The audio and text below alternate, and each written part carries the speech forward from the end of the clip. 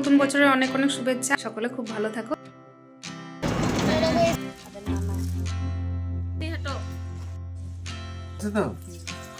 Hello everyone, good morning, welcome back to my channel. আশা করছি সকলেই খুব ভালো আছো। আর ব্লগের শুরুতে বড়দের চরণে আমার প্রণাম, ছোটদেরকে আমার অনেক অনেক ভালোবাসা। আজকে হচ্ছে নতুন বছর, মানে হচ্ছে আজকে 1 জানুয়ারির ব্লগটা তোমাদেরকে শেয়ার করছি 2025-এর। তো চলো সকালবেলায় একেবারে ফার্স্ট মর্নিং থেকে ব্লগটা স্টার্ট করছি। গাছের ফুল দিয়ে কিন্তু শুরু করলাম দিনটাকে। আসলে এটা দিয়ে শুরু করলে যেন নতুন বছরটা আরও বেশি ভালো কাটবে। আর আজকে না সকাল থেকে একটুখানি অন্যরকম প্ল্যানিং আছে। ওই যে বলেছিলাম আগের দিনের ব্লগে যে মাসির বাড়ি যাব ভেবেছিলাম একটুখানি। আর এই যে গাছগুলোকে একটু নাড়াচাড়া করছি, কেন জানো তো? গাছ না আমার অতি প্রিয়। আর নিজের হাতে লাগানো গাছগুলো যদি আমি না থাকি, তখন যদি একটু অযত্ন হয়, একটু যদি ঝিমিয়ে পড়ে, সেই জন্য একটু ভালোভাবে ভালোবাসা দিয়ে গেলাম আর কি। তো চলো সকাল টাইমে দেখতেই পাচ্ছ, এদিকে কিন্তু আমি বিছানাটা পরিপাটি করে নিলাম। আর সকাল থেকে না অনেকটাই তাড়াহুড়ো, অনেকক্ষণ জুড়ে যে ব্লগটা তোমাদের সাথে শেয়ার করব বা হচ্ছে ব্লগ শ্যুট করব, সেটার মতো কিন্তু আজকে টাইমও ছিল না।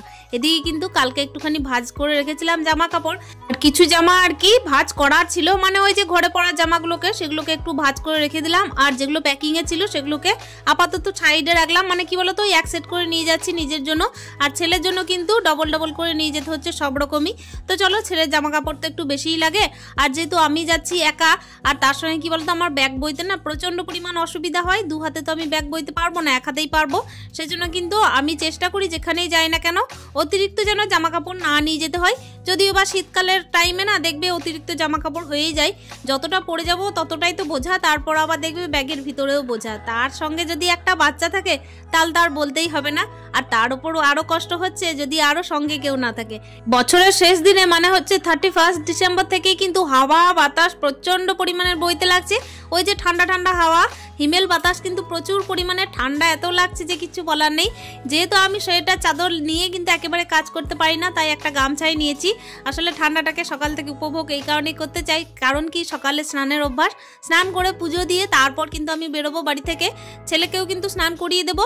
আর দেখো আজকে না ঠান্ডাটা প্রচুর পরিমাণের। আমার মাসির বাড়ি যেহেতু হচ্ছে ঝাড়খণ্ডে, সেহেতু কিন্তু মাসির বাড়িতে কিন্তু আরও ঠান্ডা হবে। আর ঠান্ডাতে কিন্তু আমাকে বেরোতে ভয়ও লাগছে, কিন্তু না বেরোলে একেবারেই বেরোনো যাবে না, তাই না বলো? কি বলো তো, অনেক দিন হলো, প্রায় 2 বছর হয়ে গেল মাসির বাড়িতে থাকা হয়নি এক রাতও। সেহেতু কিন্তু একটুখানি কেন জানি না 2 দিন থেকে মনটা খারাপ করছিল। আর আমি যদি একা সংসারে থেকে একেবারে নিজে থেকে না বেরোই, তাহলে কিন্তু আমার হাজবেন্ডের যদি অপেক্ষা করতে থাকি, এইভাবেই কিন্তু একটার পর একটা বছর কেটে যাবে, আর আমি কিন্তু গৃহবন্দী হয়েই থাকবো, একেবারেই বেরোনো যাবে না।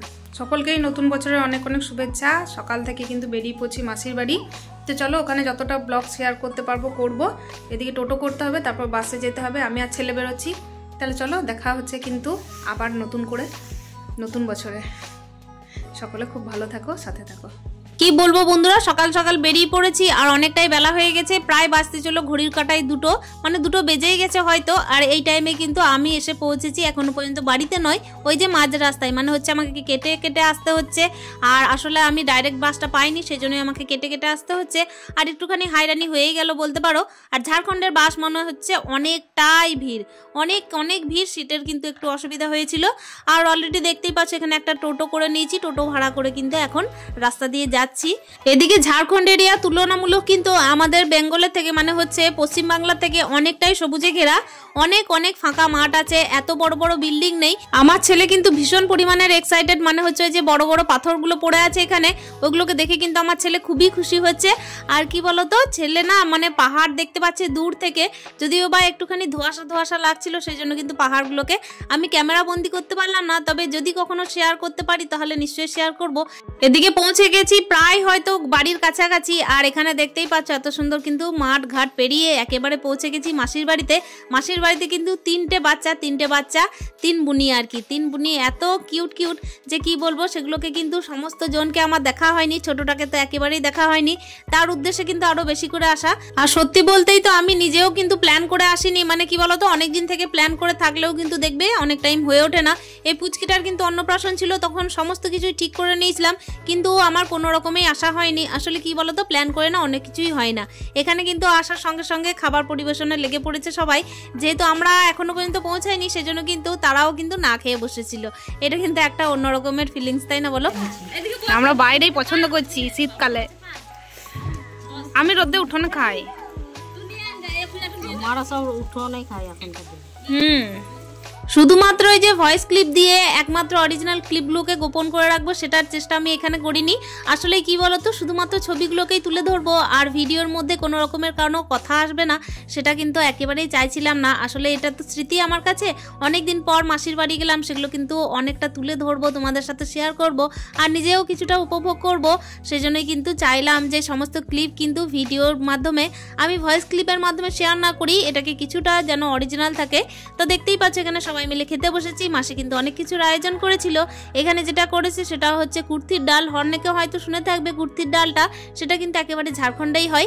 আর কুর্তির ডালটা হচ্ছিল, আর এখন তো অনেক জায়গাতেই হয় যদিও বা, এখানে হচ্ছে দেশি মোরগের ঝোল, তার সঙ্গে মাসি একটা আলু ভাজা করেছিল মশলা দিয়ে, 5 রকমের সবজি করেছিল, চাটনি পাঁপড়, এই সমস্ত কিছু আজকে কিন্তু খাওয়া দাওয়া চললো দিনের টাইমে। এখানে মাসির কিন্তু 3 নাতনি, দুর্গা, লক্ষ্মী, সরস্বতী বললেই চলে।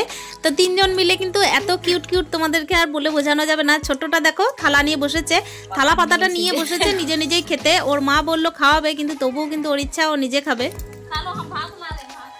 যেহেতু ঝাড়খণ্ড এরিয়া সেহেতু কিন্তু হিন্দিটা এদের এদিকে বেশি চলে, তবে বাংলা হিন্দি দুই কিন্তু ঘরের মধ্যে চলতে থাকে। ঝাড়খণ্ড এরিয়ায় পড়াশোনা থেকে শুরু করে কথাবার্তা সমস্ত কিছুই তো হিন্দি। আর আমার মাসি মেসোমশাই কিন্তু দুজনেই বাংলা বলে, আর বাকিরা প্রয়োজনে কিন্তু বাংলাটা বলে, এমনিতে কিন্তু হিন্দিটা এখানে চল বেশি। খাওয়া দাওয়া হয়ে গেছে, আমরা এখন ছাদে রোদ নিচ্ছি। আর এই যে মাহিরানি লুকাচ্ছে শুধু। যাকে আমি মাহিরানি বলে ডাকলাম, এ হচ্ছে মাসির বড় মেয়ে। তো এখানে এসেছে আর কি, সেই জন্যই তার সঙ্গে একটু আলাপ করিয়ে দিলাম। আর বাকি যে ত্রিমূর্তি আছে সেই 3টে হচ্ছে আর কি আমার মাসির ছেলের 3 মেয়ে। তো চলো, এখানে দেখতেই পাচ্ছ কুমড়োগুলো কেমন সুন্দর ধরে আছে। সেখানে কিন্তু আমরা ছাদে এসেছিলাম একটুখানি রোদ খেতে, তবে এত পরিমাণের হাওয়া বইছে যে নিচে আসতে বাধ্য হলাম, নিচে না এসে পারলাম না। এত পরিমাণে ঠান্ডা লাগছিল আমার এখানে যে কানের মধ্যে সমস্ত রকমের আমি ওড়না টোড়না বেঁধে নিলাম, আর সোয়েটারটাও পরে নিলাম, জ্যাকেটটা যেটা নিয়ে গেছি। আসলে কি বলতো, ঘরের মধ্যে না দেখবে তেমনভাবে আমি থাকি না, কিন্তু এখানে এসে আমার কেমন জানি না কানে লাগছিল হাওয়াটা প্রচুর পরিমাণের। আর যেন ওয়েদারটা চেঞ্জ হওয়ার কারণে নিজের ঠান্ডা না লাগে, সেজন্যই কিন্তু চাইলাম যে একেবারে কিন্তু নিজেকে একটু সাবধানে রাখি। ম্যাচ দেখাচ্ছি তো কই পুচকি হারিয়ে গেল নাকি? এমনি হাঁটো পুচকি কই? পুচকি এত ওই এইয়া এই যে এখন খাওয়া দাওয়া সেরে একেবারে বিকাল টাইমে, বিকাল হচ্ছে হয়তো প্রায় 4:30, এই টাইমে দেখতেই পাচ্ছ চা দিয়েছে খুব সুন্দর একটা কাপে। কাপটা খুব সুন্দর। কাপগুলো আসলে তোলাই থাকে, মানে আমি এসেছি বলে কিন্তু ভাইয়ের বউ একটু স্বাদ করে আমাকে চা খেতে দিয়েছে এই কাপে, তাছাড়া কিন্তু বাচ্চাদেরকেও হাত দিতে দেয় না। আসলে এগুলো কি বলতো, ভালোবাসার টান, অনেকদিন পর এসেছি তো সেই জন্যই আমাকে একটু আদর যত্ন করছে আর কি। তো চলো তাদের আর কি ফরমাইশ রেখে কাপের চায়ে চুমুক দিই আর বেশ ভালোভাবে কিন্তু উপভোগ করি। আর কি বলতো, ঠান্ডার সময় না বেশ জমে যাচ্ছিল আদা দিয়ে লাল চা, আমার যদিও বা খুবই ফেভারিট, ঠান্ডার দিনে তো অতিরিক্ত ফেভারিট, সেই জন্য কিন্তু খুবই ভালোভাবে কিন্তু চাটা খাচ্ছিলাম। আর ওদিকে কিন্তু ছেলে প্রচণ্ড পরিমাণের খুশি বলতে কি অনেকজনকে পেয়েছে তো, 4 জনেই কিন্তু মেয়ে বন্ধু, তার সঙ্গে হচ্ছে বোনেরা জমিয়ে লুডো, তার সঙ্গে হচ্ছে চা খাওয়া, সমস্ত কিছুই ওদের চলতে থাকছে। আর এই টাইমে দেখতেই পাচ্ছ অনেক গল্প গুজব করলাম, আর রাতের ডিনারে কিন্তু চলে এসেছি। এখানে কিন্তু একটা বিশেষত্ব হচ্ছে কি, ঝাড়খণ্ডে একটু ভালোভাবে আগুন পোহানো দেখে আমার এত ভালো লাগছিল, মানে কি বলতো, এত ঠান্ডা ওয়েদার আর সবাই মিলে কিন্তু খেতে বসে আগুন পোহাচ্ছে আর খাচ্ছে। মাঝখানে এই যে দেখতেই পাচ্ছ কড়াইয়ের মধ্যে কি সুন্দর আগুনটাকে জেলে রেখেছে, বেশ অন্যরকম উপভোগ করছিলাম আজকে রাতটা আর আজকের ডিনারটা। আর খাবারে কি ছিল দেখতেই পাচ্ছ, এখানে কিন্তু সবাই মিলে খেতে বসেছি, যে যার খুশি মতো খাচ্ছে। আসলে ভাত বা রুটি যে যা খুশি মতো, আমি একটু রুটিটাই প্রেফার করেছিলাম রাত্রিবেলায়।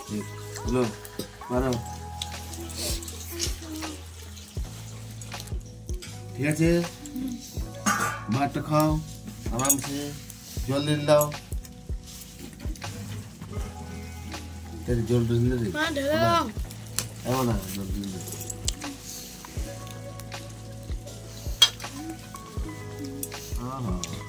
ডাল দাও, ডাল দিও না, ঠিক আছে মাখিয়ে দিই। তো চলো বন্ধুরা, রাতের ডিনারটা আমরা এনজয় করি সবাই মিলে আগুন পোহাতে। তার সঙ্গে কিন্তু ঝাড়খণ্ডের এই ব্লগটা নতুন বছরের প্রথম দিনের কেমন লাগলো তোমরা অতি অবশ্যই জানানোর চেষ্টা করো। আমি তো প্রচণ্ড পরিমাণ উপভোগ করেছি। আর তার সঙ্গে কি বলো তো, সবাই মিলে এই যে জমিয়ে খাওয়া দাওয়া, যেটা কিনা প্রত্যেক দিনের বিকেলবেলা হোক, সকালবেলা হোক, দুপুরবেলা কিংবা রাত্রিবেলায় একা খেতে বসি, সেই খাওয়াটা কিন্তু আজকে অন্যরকম এনজয় করছি। আর 2025-এর এই ফার্স্ট ব্লগটা আজকের মতো এখানে শেষ করছি। দেখা হচ্ছে অন্য দিনের অন্য ভিডিও নিয়ে, ততক্ষণের জন্য স্টে হ্যাপি মন, টাটা।